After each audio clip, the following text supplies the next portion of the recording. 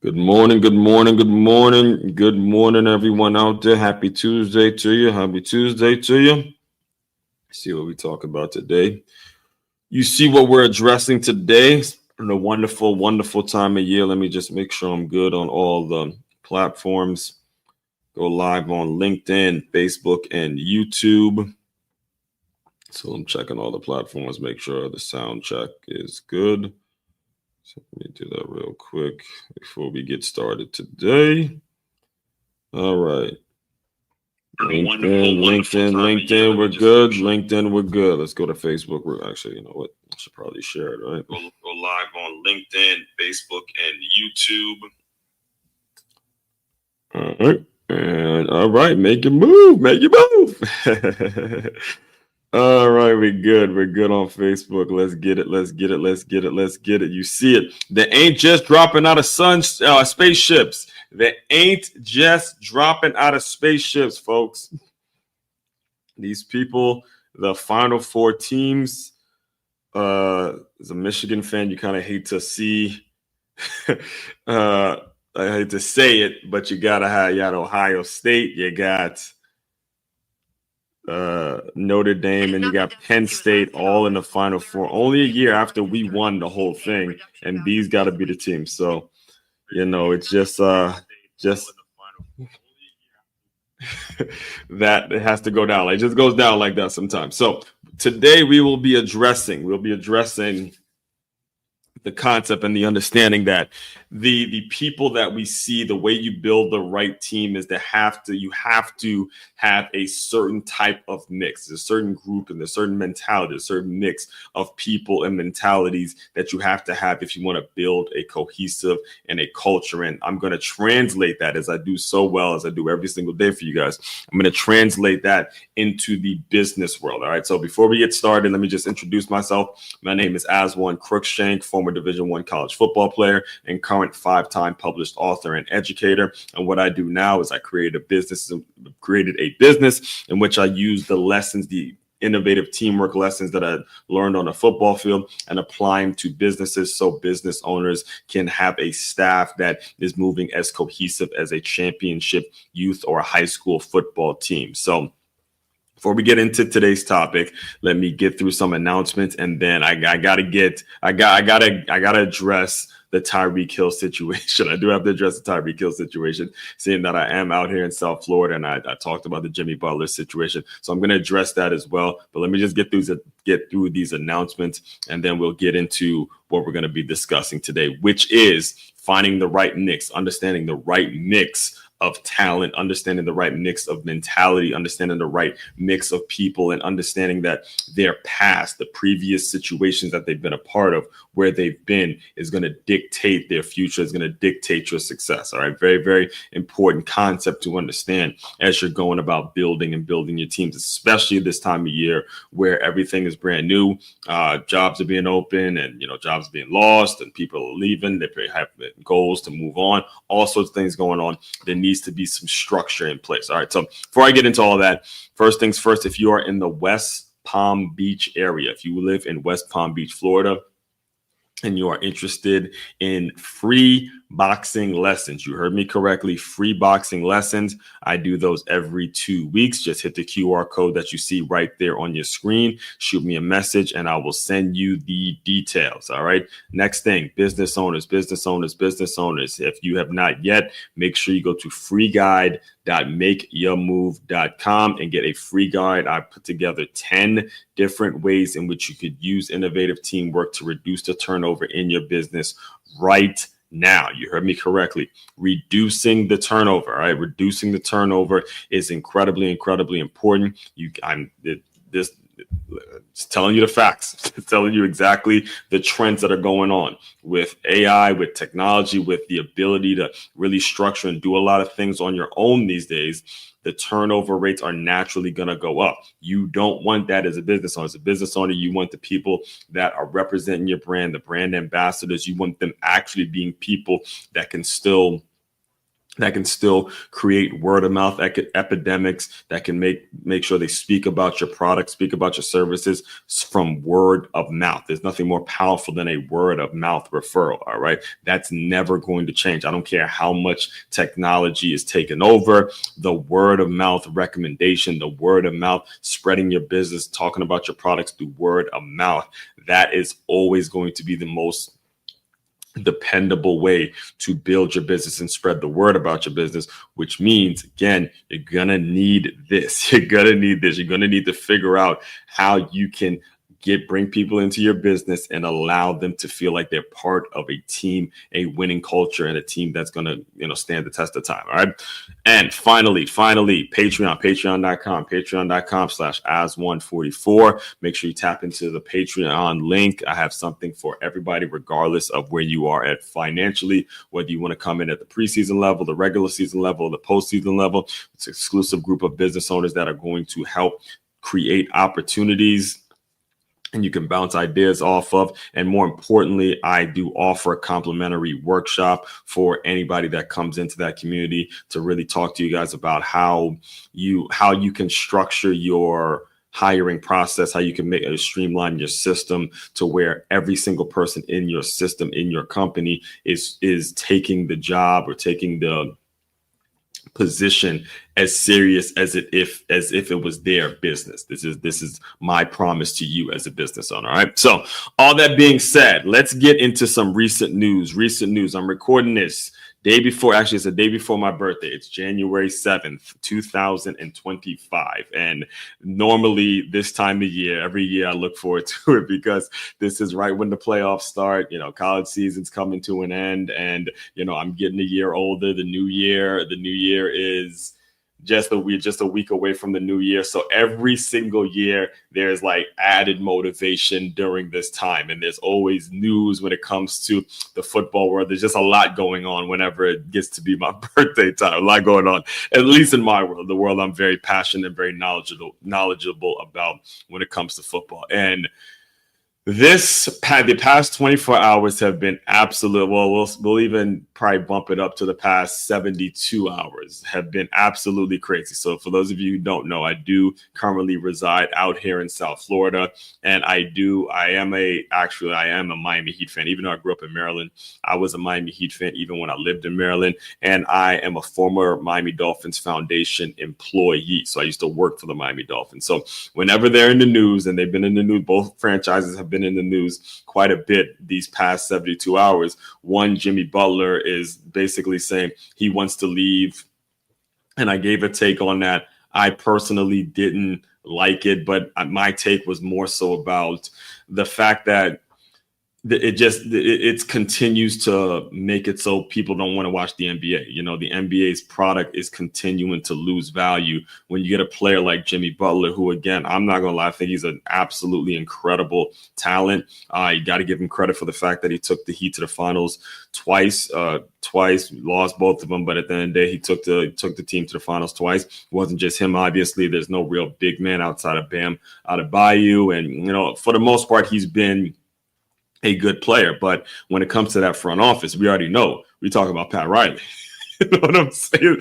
We talk about Pat Riley. This ain't no pushover GM where you just gonna bully around and tell him what you're gonna be doing. Like this is Pat Riley, dog. Pat Riley let D Wade go. Pat Riley don't play that shit, man. Like, look, I like Jimmy Butler. I get it. You feel like you need to get paid more. You're getting up there in age. You understanding that you got 5 years left to play, or maybe your relevancy is not what it used to be back when you were in Chicago and all that. But the crazy thing is what you liked about being with the Miami Heat. I remember when he first got to Miami, what he liked about being with the Miami Heat was the culture, was the no nonsense culture that's kind of created whenever you hear about Heat culture. There's that no nonsense mentality. We show up, we get to work, all that kind of stuff, because we got Mr. GM, Mr. Pat Riley in the front office. And I actually remember listening to several of D Wade's podcast interviews and when they used to interview him about that time when the big three came up and all, like when the big three was really relevant in basketball. And I remember D Wade's actually been saying, he told LeBron one time, he goes, yo, you don't want Pat Riley to come coach this team. To want Pat Riley to come coach this team. So right now, Jimmy Butler's in a kind of a dispute. I guess he's serving a 7-game suspension because of the way he commented on how he doesn't want to, basically saying he didn't want to be in Miami and all that kind of stuff. And my take was on it is, hey, okay, that's fair, but you're not dealing with some pushover GM that's just going to let you, talk about his franchise, a franchise that's won 3 NBA finals, 3 championships, and you have brought zero championships. That was the thing. Jimmy Butler actually won one of these finals. All right, you could sort of get what he's saying, but you haven't won a ring. Getting to the finals is not Miami Heat standards. That's not the Miami Heat standards. It's not. Just getting there is not the standard. The standard is winning the damn finals. All right, that is the Miami Heat standard. So that all went down, and I gave a take on that, which was pretty much what I just said. But then you had 2 days ago, Sunday, where you have another classic rivalry, New York Jets, Miami Dolphins in New York. And the chances of the Miami Dolphins actually getting into the playoffs were slim to none. Like I said, I'm a former employee for the foundation, so I know the fan base I know what the fan base is like. I know how the fan base operates. I know the expectation isn't really that high when it comes to the Miami Dolphins, because a lot of people who live out here in South Florida are like me. They came from up north, or they came from different places. So you don't get a lot of like psychotic, diehard Miami Dolphins fans. They definitely don't have the fan base like the Miami Hurricanes, right? So the expectation is never really outside after Dan Marino and Jason Taylor and maybe Zach Thomas. You don't really get a lot of Miami Dolphin fan base. If you compare, and again, I'm a big college football man, so if you're comparing the Miami Hurricanes and the Miami Dolphins football teams, the vibe you get here is people are more so leaning on the Hurricanes because they brought home rings, they brought home championships, and the Dolphins, the last year, I remember them bringing, it was 72. They brought the undefeated season, but then I believe they brought another one at 80. Larry Zonka was another one that they brought. So again, I say all that to kind of give you an understanding of what the Miami Dolphin fan base, what the vibe of the Miami Dolphin fan base is. And I could remember it was 3 years ago when this is when I was heavily working with Positive Coaching Alliance, PCA, right? And I remember, let me put it up real quick. I remember doing a workshop. I was doing a workshop for the Miami Dolphins camp. It was a youth camp that the Miami Dolphins have put on every single year, and I was hosting a workshop for them. All right. And I'll never forget it because I'm giving a speech to a bunch of Miami Dolphins campers, right? Young kids, elementary school, maybe some middle school. And I'm there doing my thing, giving a speech to them. And somebody said something about Tyreek Hill signing to the Miami Dolphins. And I'm like, come on, man. I mean, you got it made in Kansas City. I did not believe these kids. I swear it was me and them. I stopped mid-speech, not believing what they're saying. I did not believe these kids. I'm like, come on, dog. I didn't even know he was even considering leaving Kansas City. At the time, I believe they didn't. They made it to the Super Bowl. This was when they lost to Tampa. So they had already won one, but I'm like, there's no way he's leaving that bad man. Pat Mahomes. You had Pat Mahomes, you had Kelsey, you had Andy Reid. The system is in place. Like if you're talking football stuff, there's no way you're leaving. You'll make it work in some kind of way. And then I looked at my phone and I realized, oh snap, the Miami Dolphins just signed Tyreek Hill. And I had this reaction in front of a bunch of campers, a bunch of Miami Dolphin campers who were all excited. Like, yeah, we got the cheetah, we got the cheetah, we got the cheetah, we got the cheetah, we got the cheetah. So, long story short, as I let it sink and I let the excitement kind of get out of the room, because again, this is Miami Dolphin people. At the time, I'm doing workshops at different high schools, and everyone's looking up to Tyreek Hill. They all love him out here. Absolutely love them some Tyreek Hill. If we're talking about the young, if we're talking about the typical young football player in South Florida, they absolutely love Tyreek Hill, to the point where I even now, like, I teach at a school now, and at recess, most of the time I'll be throwing the football with the kids, and whenever they're catching the ball, you see them going. I swear to God, they'll catch it, and then you see the little fifth graders on some throwing the peace sign like Tyreek Hill and all that kind of stuff. Like, his influence out here is massive. All right, massive, right? So, he's the kind of player that gets a lot of people excited, can get a lot of people showing up. Now, let me react and let me just explain to you all why I am not surprised at how bad this thing is going to end, or it pretty much already has ended. You can pretty much put a nail in the coffin when it comes to him and the relationship with that organization. Why am I not surprised? Is because I've seen this over and over and over again. I need you guys to listen to me very carefully, very closely. When it comes to building a football program, and this is actually going to lead into what today's topic is. When it comes to building a football program, your wide receivers cannot be your best player. It's a problem if your wide receiver is the best player on the team. It's a problem if your wide receiver is the highest paid player on the team.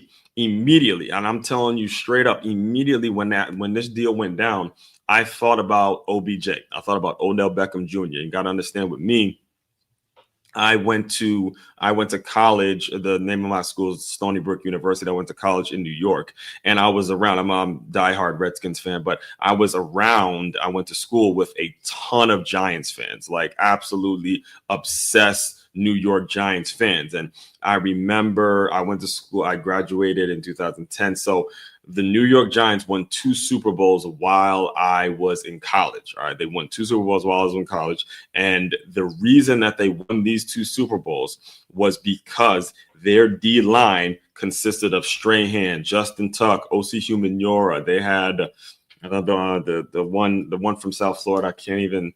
Jason Pierre-Paul. Yeah, Jason Pierre-Paul. They had a D line that was able to get after Tom Brady in those 2 Super Bowls, if you can recall, right? Next thing you know, a couple of years later, they find this incredibly talented guy out of LSU named Odell Beckham Jr., who lit the league on fire, made a lot of highlight plays. I mean, up, down, he's catching one-handed. In fact, I even have it in my book here. I do, because I remember his acro. Yeah, here it is.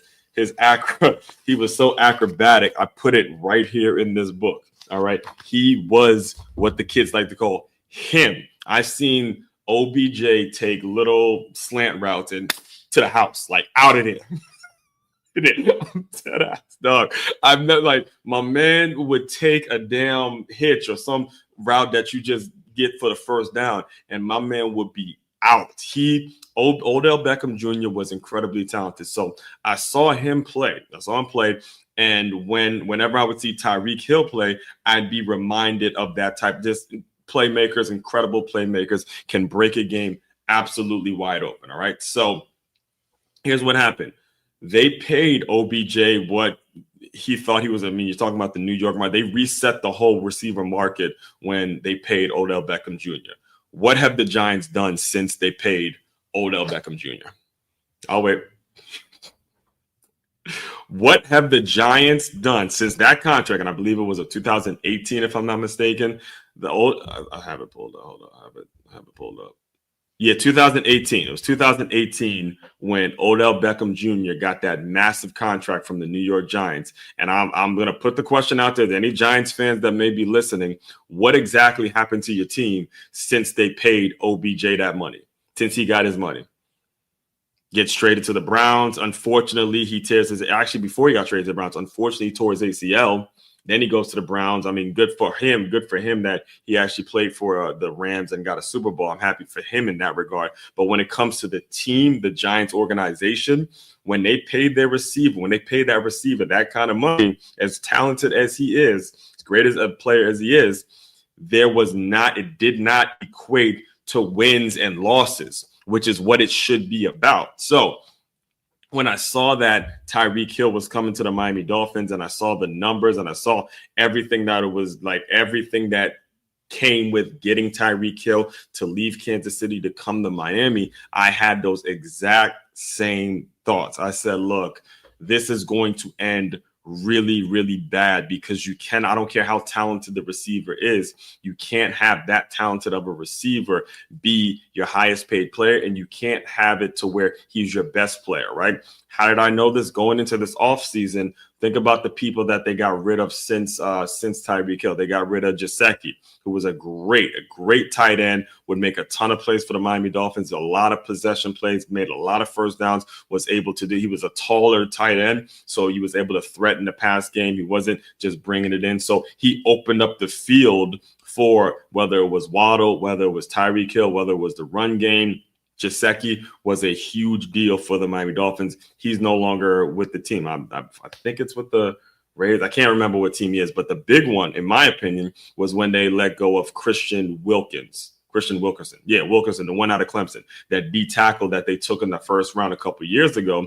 This was the year, I think it was the COVID year, if I'm not mistaken, but yeah, because it was the first year with Brian Flores, and he comes in as the D tackle, and he was able to make a lot of things happen from the defensive standpoint. So now he's playing with the Las Vegas Raiders. And I remember doing a video after that trade went down. I said, that's a huge loss, is losing him, because he anchored that D line. And when you look at the way the Giants won those two Super Bowls, it's because that D line was anchored and they were able to get after Tom Brady. So my reaction to it pretty much is, look, think he's a great talent. Obviously, Pairs voted him as the best player in the National Football League, and I wouldn't dispute it. I think he's one of those where you can put him in the slot, you can put him at running back, give him a reverse. Anything you could do to get the ball in Tyreek Hill's hands, listen, he's a threat to go all the way every single time. But at the same time, he can't be the best player on the team. It's not going to equate to wins and losses just having him on the field. And if you make the mistake of overpaying him, you're going to cost your franchise years and years of winning, the same way the New York Giants did when it came to Odell Beckham Jr. When they paid him that large contract, I would challenge any Giants fans that's listening to me right now, if you had to do it again, would you have not preferred the D-line that you had during those Super Bowl runs, or paying Odell Beckham Jr. I don't even have the number, but I know it's something crazy that he got when you think about how they won the Super Bowls that they had previously won. They won it up front, getting after the pass. All right. So that's my take on it. And that leads me into what we're going to be talking about today. The topic of today's video, which is, they ain't just dropping out of spaceships, man. Just look at every image. Look at all of them. All right. We have the Final Four. Let me tell you, as painful as it is, as a Michigan fan, a whole year's gone by after we have won it all, 15-0, national championship. I got to sit back and watch Ohio State, Notre Dame, Penn State. I got to sit back and watch the potentially one of those three teams win a national championship. So I got to be a Texas fan for the rest of the college football season, because I don't want to see them. I mean, I ain't gonna lie. If Ohio State does go win it, it'd be pretty cool to go through a whole offseason and say, oh yeah, well, Ohio State wins it, but they got that one loss, because let's say Ohio State wins it, right? And they're gonna have two losses on the season. One of them, they could say, all right, we got our payback against Oregon. And, that first one don't really count. But if Ohio State goes and wins the national championship, they got to look at their record, and they got to have that one loss, baby.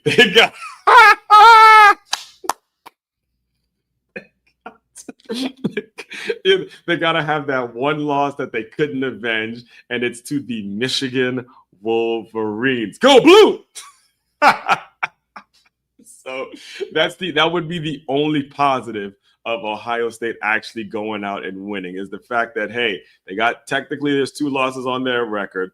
One they avenged because they tapped some organized, but one they just can't get back, and they just gonna look at that loss and say, yeah.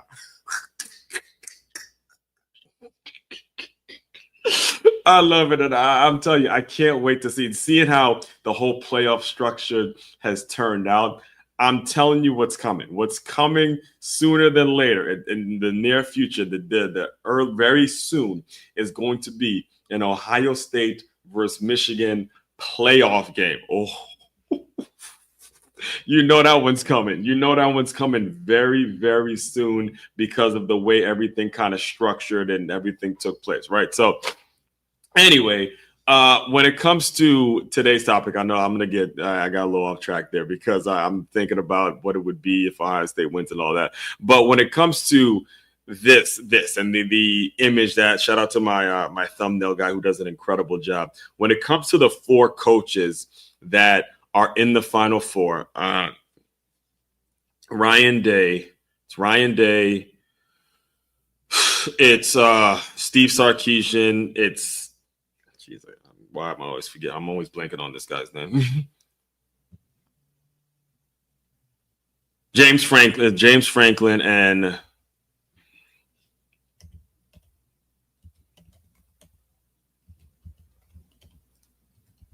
always blanking on his name. I don't know why.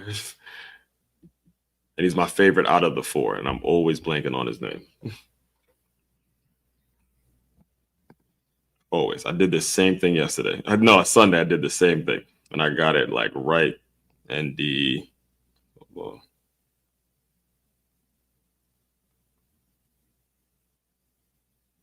yes, I don't know why. And you know what's crazy is that it's such a common name. It's such a common name. Maybe that's why. It's such a common name, and I'm always forgetting. But anyway, Marcus Freeman, Ryan Day, James Franklin, and Steve Sarkisian. Those are the 4 coaches. Those are the 4 coaches in the Final Four. And when it comes to Ryan Day and James Franklin, I've had actual personal experiences with them growing up in the Northeast, growing up in the Maryland area. I had a chance to meet them. When it comes to Marcus Freeman and when it comes to Steve Sarkisian, I've sort of watched them develop from a distance and watch their mentality from a distance and seeing where they're going. So I'll address the game. Probably in more detail when we get to the final 2 games next week when I come on the live stream and I get a chance to watch it and I see what's actually being played out.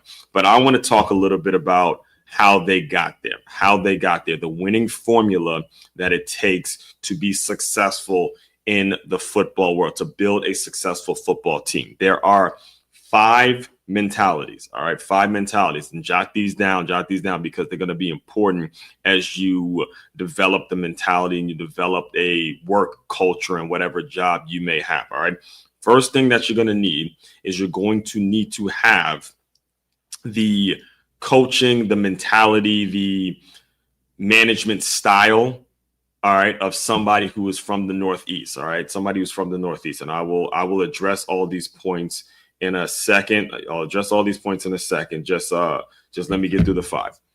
You're going to need to have a coaching style like you're from the Northeast. You're going to need to have swagger. All right. You're going to need to have a swag like you from Cali. And again, I'm going to be addressing this. I just want to make sure I'm on the record with all 5 of these. You're going to need to have athleticism, actual playmakers, guys that are going to make some plays like you're from Florida, a la Jeremiah Smith and, the countless athletes that came out of Florida have to be from Florida. I'm just using them as a metaphor for now. And then you're going to have the Midwestern blue collar work ethic as if you were from the Midwest, whether it's Ohio, Michigan, Minnesota, Chicago, any one of these like blue collar towns where they're just work. Even I think you could even put Pittsburgh, kind of Cleveland, Pittsburgh area in that conversation. And number 5, you got to eat breathe, and shit football as if you're from Texas. You have all 5 of these elements. You have a mix of these 5 elements on your organization, in your team. You will be very successful. We are in recruiting season. We're not only are we going to see the college football playoff games, you're going to actually see an all-star, the Navy All-American game is back. It used to be the U.S. Army All-American game. That's going to be back this week.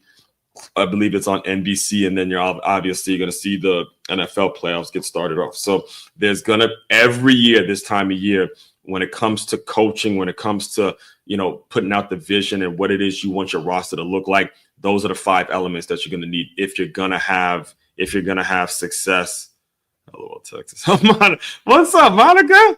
We gotta chat, man. We gotta chat for real, man. Good to hear from you. We can at least connect on the Commander stuff. We at least agree on the Redskins and Commander stuff, but we'll definitely chat, man. So again, let me make sure I'm on the record with these 5. First of all, you gotta have coaching management style as if you're from the Northeast, DMV, Maryland area. And I'm going to address all these in a second. Next thing you're going to need, swag like you from Cali. Next thing, you got to have the athleticism like you are from Florida. And you have to have the blue-collar workman's mentality as if you're from the Midwest. And you got to eat, breathe, and shit football like you're from Texas. All right. So first and foremost, let's get into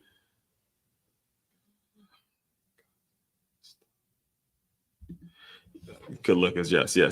So we Northeast. Let's start with the Northeast. All right. So when I say coaching and management style as if you're from the Northeast, here's what I've learned. And you're speaking to someone that grew up in Silver Spring, Maryland, right in the heart of the DMV, Silver Spring, Maryland, right on the outskirts of Washington, D.C., an easy drive to Baltimore.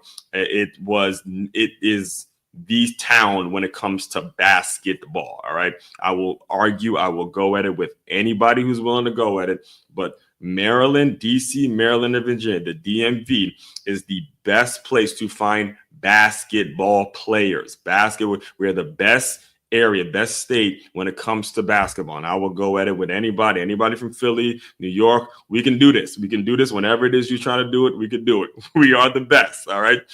So I grew up in all of that, right? However, I was a football guy. I didn't play any other sport but football, and football was the thing that I was primarily focused on, right? So I'll tell you what I mean when I say a coaching and a management style like you're from the Northeast. I had a coach. His name was Mike Wills. Shout out to Coach Mike Wills, who coached me from man, it was 3 years? 3 years. So he had me with the Briggs Cheney White. It was 6th grade? Yeah, like from basically all middle school. It's like 3 years in a row. Coach Mike was actually my coach. Now, within those 3 years, I played linebacker. Coach Mike was the defensive coordinator, and he was basically my linebacker coach at the time. So played linebacker at that time, right? And during those 3 years, it just so happened that the University of Maryland's basketball team, Terrapins, the University of Maryland's basketball team, led by Juan Dixon and Lonnie Baxter and Steve Blake and Gary Williams and them boys, they went out and won a national championship in basketball.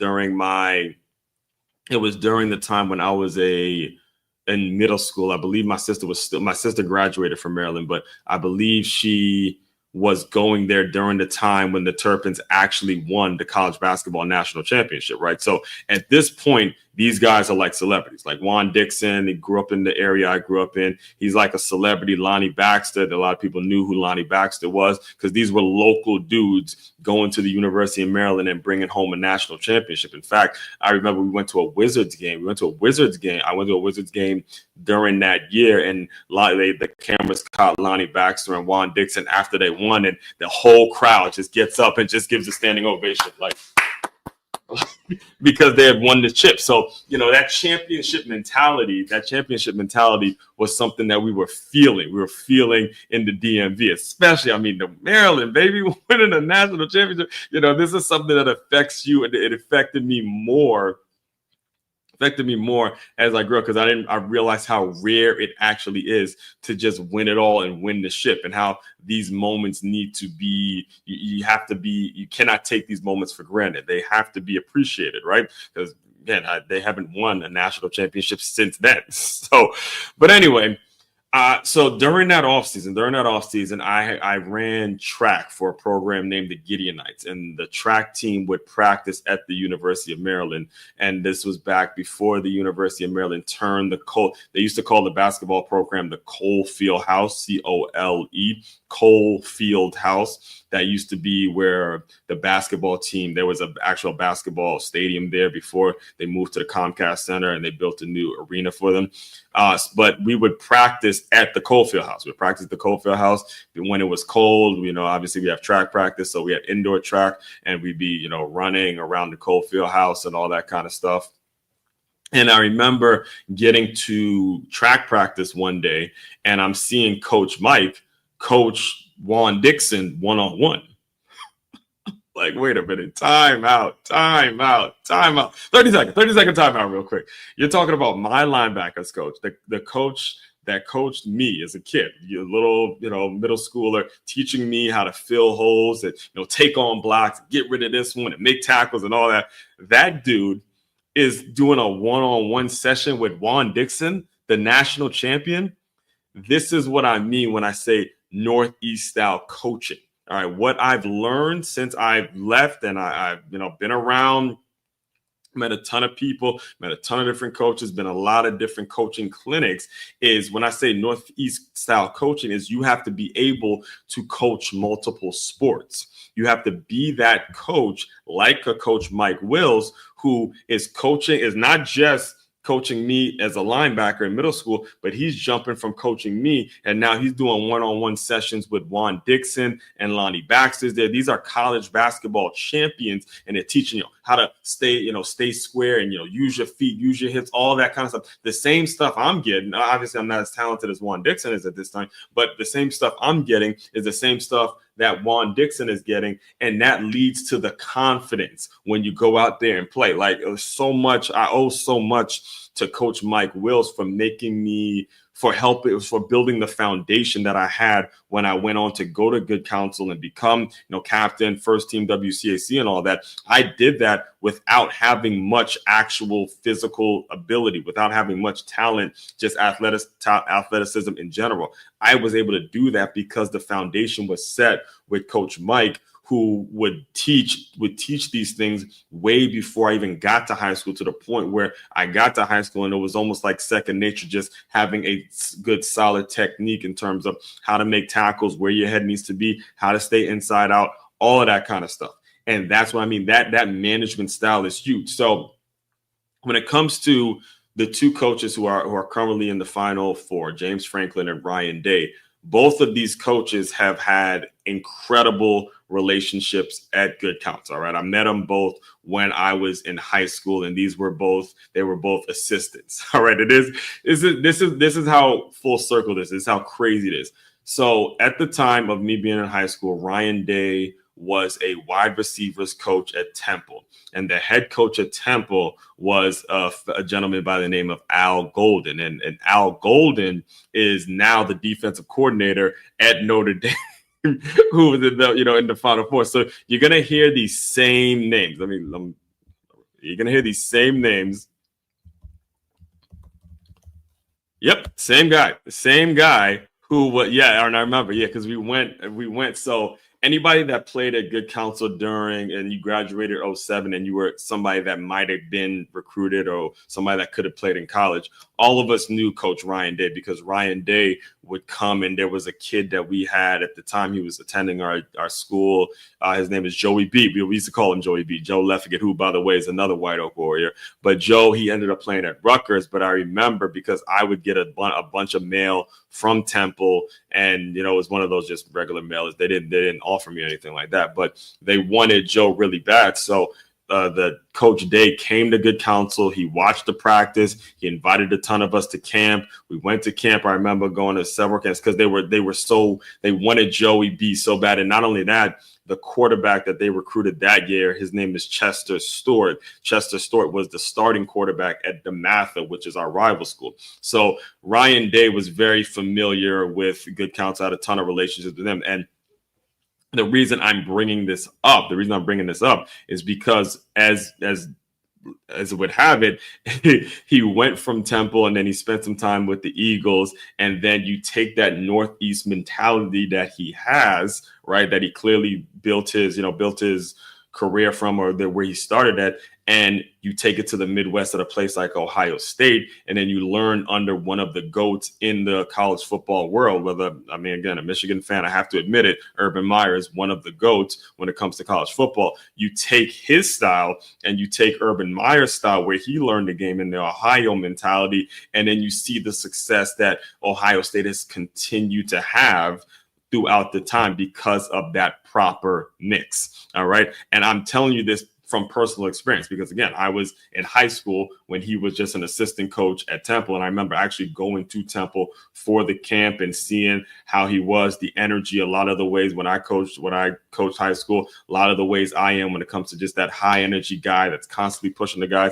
I was thinking about when I was at camp and seeing Ryan Day do his thing and the way he was with the guys just constantly on him. And these were a bunch of high school kids. These weren't even the actual Temple guys. So that's him. The next one that's in the Final Four, James Franklin. James Franklin, I remember when I was actually a little younger than that, because I was still a sophomore in sophomore in high school when I went to the University of Maryland camp. And you see this shirt that he has right here at the bottom. So bottom right of your screen, you see James Franklin with that Maryland Terrapin shirt, that gray one. This was like Under Armour was just making some headway. They were just giving out shirts and all that kind of stuff, like Kevin Plank. Like, but I tell you, I've like wrapped up in the business. They were just making, like Kevin Plank, the Under Armour people just put out these shirts. They weren't officially a sponsor yet or officially a uniform provider, but they were giving out T-shirts at every single camp at the Maryland camp. And I probably still have it somewhere back in Maryland to this day, but he was the offensive coordinator there. And it was at that point where there was a lot of clinics and a lot of things that we were learning as high school players in Maryland that had James Franklin's influence on it. Like just learning the way to run plays, certain formations, how to disguise this, how to do this, and this is why I'm such a big fan of Tyler Warren and what he's all about. Why I picked Tyler Warren to be the Heisman, because I know the way he's being utilized, and him being from the DMV and having the James Franklin as a coach, I already knew that mentality would work when it comes to Penn State. Again, a Michigan fan, I hate to admit that both Ohio State and Penn State are doing well, but this is the competition. This is the mix that you need if you want to be successful. So when I say coaching like you're from the Northeast, it's more so the long and the end of it is pretty much, it's more so about being able to do multiple things and making sure you're not staying stuck in one type of attack. All right. Whether it's Coach Mike being able to jump from coaching linebackers to coaching basketball players, or, Ryan Day jumping, Temple, and then moving over to the Midwest and Ohio State and taking that mentality, or it's James Franklin who, bounced around. He actually was at Vanderbilt for a little bit and then came back to Penn State and do his thing. All of it is making sure you're creating a diverse group of people and you're continuously staying very flexible. All right. Now, as far as the swag, the swag, and I pulled up a couple definitions. The swagger, as if you are from California. If you go look up the national champions of the high school level this year, you're going to see a school right there at the top, right there at the bottom left, school named Mater Dei. Same place that Bryce Young went to. They are constantly going year in and year out. It's constantly them versus St. John Bosco, which is another school out in Cali. And when I say swag like you're from Cali, It can also be, let me show you the definition of swag. Walk or behave in a very confident and typically arrogant or aggressive way. That is the definition of swag. And now look at the definition of confidence, the feeling of belief that one can rely on someone or something and trust. You take swag and confidence and you align it. That's what I mean when I say a swagger like you from Cali.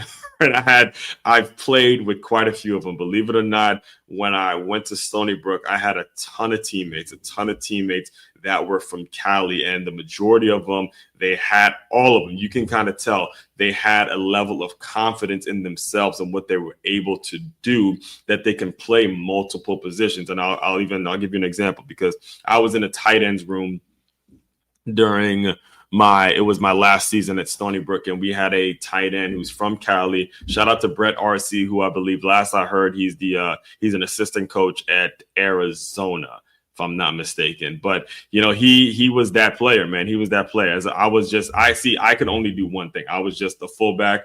Any passing, anything like that, don't that's when passive plays.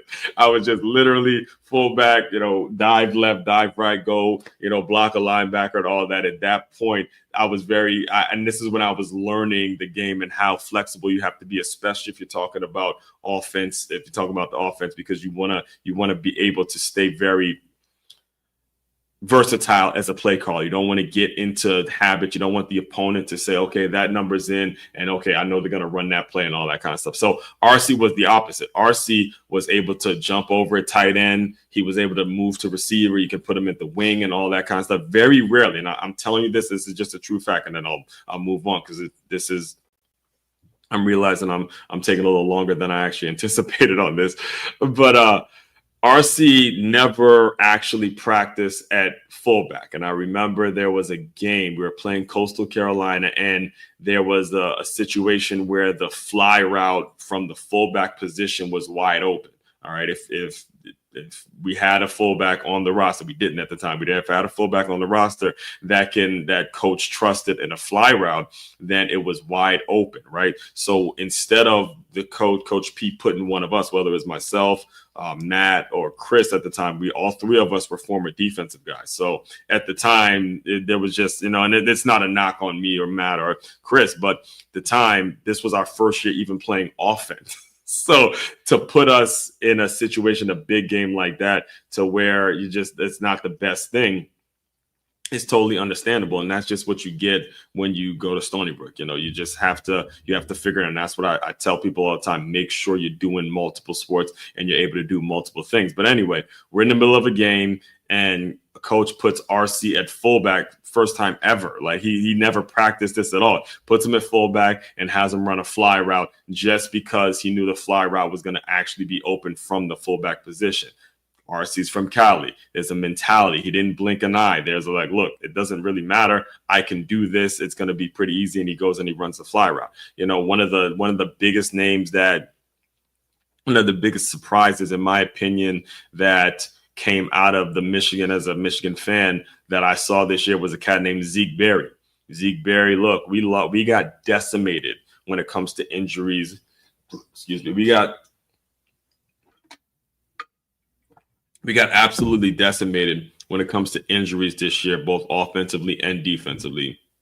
And if you're a real Michigan fan, you know the name Zeke Berry. All right. Zeke Berry jumped from the slot. He was playing some corner. I mean, not the slot, excuse me. He jumped from the nickel. He was playing corner. He played some free safety. He was just playing his damn tail off this year and just did it. I mean, some of these, listen, the big wins, like the Ohio State win that we had, Zeke Berry was making some incredible plays. The Northwestern one before, the way he was playing, and even in some of the losses, the defense kept us in the game with the Indiana one. I thought Zeke Berry did an incredible job, because he can do a lot of things. And I remember seeing after the game last week, I got a chance to see the players and all that. I remember going up to him and say, "Hey man, you keep doing what you're doing, boy. You doing it." I'm noticing, because I actually watched the game. He was doing a lot of things that a lot of typical fans won't see. But again, Zeke Berry, from Cali. You look him up. He went to LaSalle High School, which is another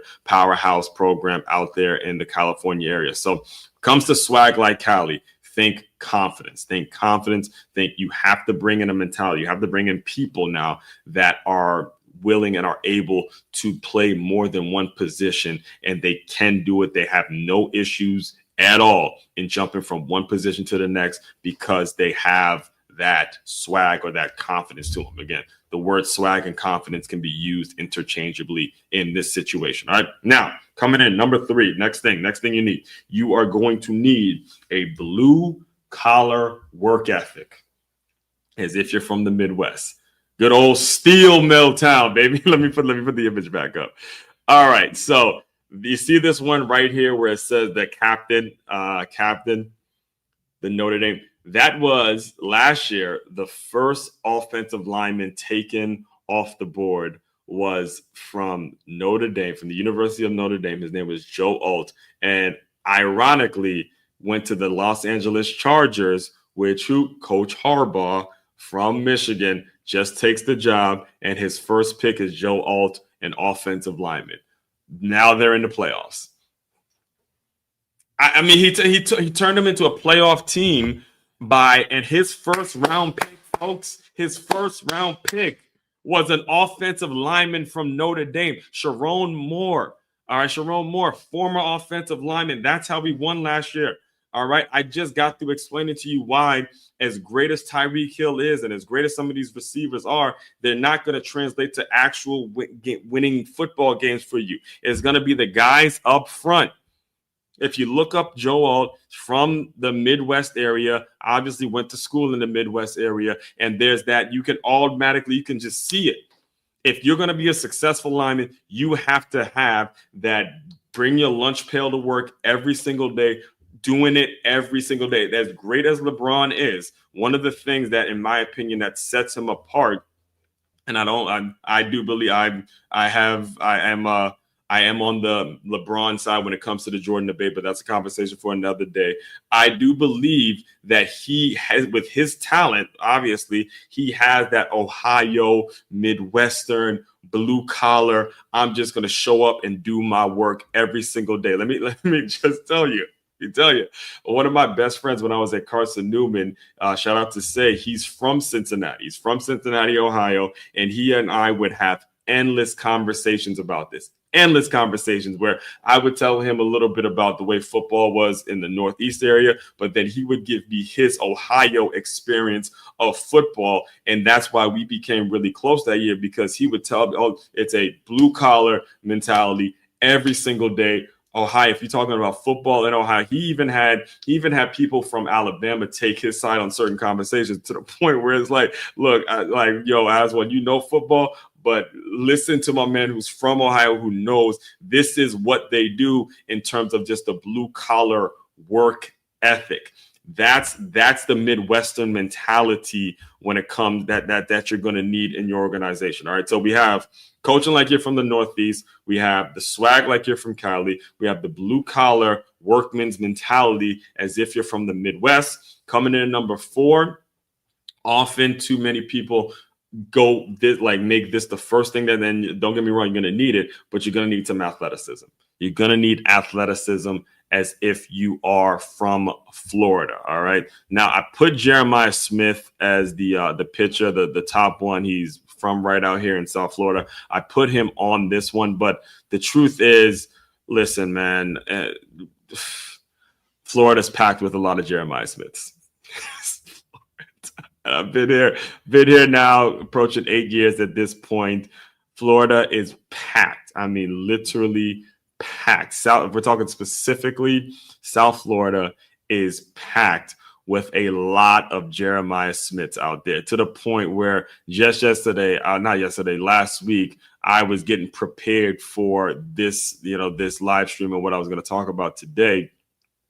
And I asked and as he grew up out here in Palm Beach. He went to Palm Beach Lakes, and I asked him, who's the best wide receiver to come out of Florida? Now, I have my personal favorite, which is Santana Moss, because obviously as a Redskins fan, he provided some great great memories. But I mean, I was losing track. I was losing track of the Anquan Boldens of the world. I mean, they got shit, Michael Irvin. I forgot, to the point, you got athletes when I'm having a conversation about the best wide receivers in Florida, and I'm forgetting to even bring up Michael Irvin. I like shit. I mean, look. When it comes to the thing you're going to need, that mix, again, you can have the great coaching like you're from Northeast. You can have the blue collar work ethic like from Midwest. You can have the confidence and the swagger like you from Cali. But you're not going to get anywhere without the damn talent. You need the talent. All right. You need the talent. And on that point, one of my fondest memories actually from my playing career was seeing and his short for Anthony. He's been on the show too, by the way, but he's from Florida, and then listening to him and say was he's from Cincinnati. Both of them came into Carson Newman playing different positions. Like Say came in as a quarterback, they moved him to receiver. Ant came in as a safety, they moved him to receiver. And probably the most classic debate of all of us, especially from that class of 07, the classic debate was when Ant and Say were going at it like, who's the better receiver? It was just getting messy. Who's the better receiver? And it's cool. It's funny to think about it now because you had two mentalities and you saw the team gelling. If you have a team full of Ants and full of Say where they're competing with each other in a good way. Again, we want to see that competition, but seeing it in a positive way where they're going out and they're working and they're getting better. That's what you want as a coach. You want your typical guy from Ohio and your guy from Florida and them, in some banter, in some real competition, and then making each other better every single day. All right. So those are the four core things you need. All right. Coaching like you're from the Northeast, a swag like you're from Cali, a workman's mentality, a blue collar mentality like you from the Midwest, and an athleticism like you're from Florida. Here's the final piece. Number five, you gotta love this shit. You just gotta love it. Like one thing about Texas, and you gotta eat, breathe, sleep, shit, everything football. You gotta love football, man. You gotta love it, man. Gotta love it. Oh, you gotta love it. You gotta love football. All right. You can have all four of the pieces that I mentioned. If you don't love the game, you will not last. Because when it comes to it, and I will close you out with this understanding, when you transition and you grow in this game, and there's a lot of y'all listening to me right now talking about wanting to play in college, talking about wanting to get recruited, talking about wanting to get an offer, talking about what you're going to do in college, talking about what coach told you and what offer you're going to get and what kind of cleats they got and what company sponsors them and the things you get when you get to college. There's a lot of y'all talking about that stuff.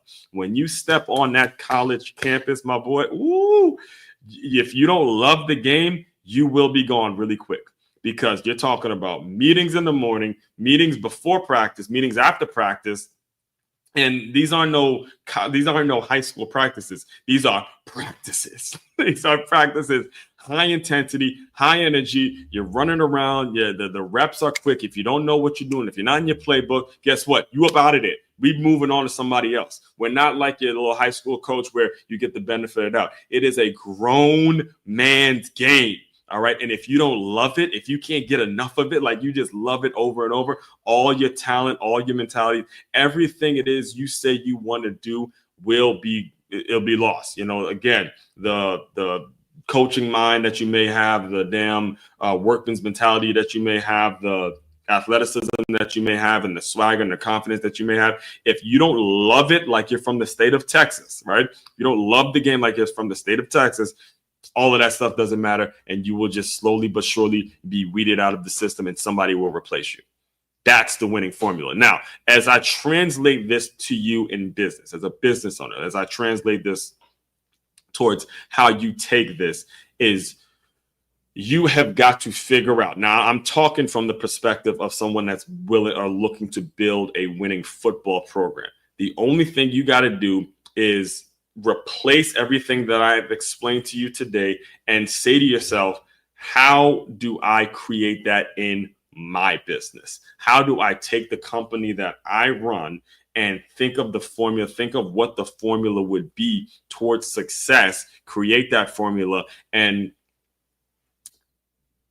develop a line of questioning, develop an evaluation process in which I'm asking myself, in which I'm putting the right pieces in the right place every single day. If you do that in your business, you would have now at least started. You would have started. Now, it's not going to happen overnight because it takes time to find people, and it takes time to really develop a mentality really in yourself before you go look to hire other people. But it takes that kind of time. But you have got to make sure that the mix is there and you're not just looking for one type of employee, one type of certification. Oh, this person certified to do this. This one has their master's in this. This one does this. So I'm just going to hire them without there being a vetting process. No, there needs to be a mix of a mentality. Just like, again, use the football as an example. There needs to be a mix of the high level coaching, the athleticism, the blue collar mentality, the confidence and the swagger. And again, the most important thing, you got to have people that love the service that they're providing. You got to have people that love the actual thing that you do. The same way kid born and raised in Texas loves the game of football. You got to have that mentality in your organization. They have got to love it. You cannot walk around passively just letting the time go by, because I'm telling you, your competitors are not doing that. The real competition, the real people that you're really competing with, they're not just sitting around hoping stuff happens and hoping that this hire is going to work out, or hoping that this thing is going to get sold. No, it's not working like that. The way it works, the way it needs to be working, is you need to be very intentional with who you bring into your organization, who exactly is a good fit, and is this good fit mixing and gelling well in regards to the services and the products that I'm looking to offer. That's what needs to happen. All right. So all that being said, again, it has been, man, I was so pumped to do this because, when I looked at the teams and I looked at the rosters, and I forgot to actually mention too, Marcus Freeman, who's the head coach. He's the head coach at Notre Dame. The one I forgot his name earlier, but I definitely won't forget it anymore. Marcus Freeman was a linebacker. He was a linebacker during the time there was a guy named James Laurinaitis that he played with. And I was in high school at the time. And again, even though I'm a Michigan fan, playing linebacker, I remember looking at Laurinaitis and, seeing Marcus Freeman and that whole linebacking crew do their thing. And if I think they lost, they did that. I believe they lost to Florida.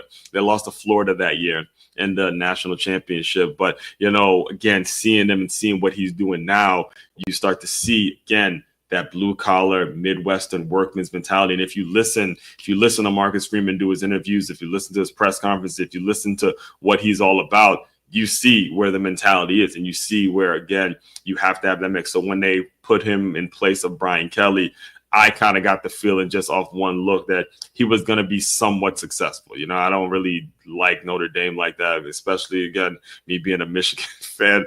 But when you see cats like that you saw play, not any played for that damn Ohio State, but you can't help but, give him a shout out and hope he does well. It just so happens that, he's wearing the wrong stuff. But all that being said, that's neither here nor there. I will be back on this probably. I'll definitely be back on Sunday and breaking down all the games. I have a great birthday trip planned. I'm going to the College Football Hall of Fame. I'm stopping off at Panama City and then going to Atlanta, check out the College Football Hall of Fame. So there's a lot of material, a lot of things that I'll be picking up on this week to hit this new year off, started it the right way. So all that being said, make sure you tap in with me on the Patreon link. I'm gonna put the link up here for you guys to check out. It's patreon.com/as144, where I'll be producing most of my content from here on out. We have something for everyone there. It's preseason, regular season, or the postseason. Tap in with me there. Everyone out there, continue to move swiftly. We will talk more soon.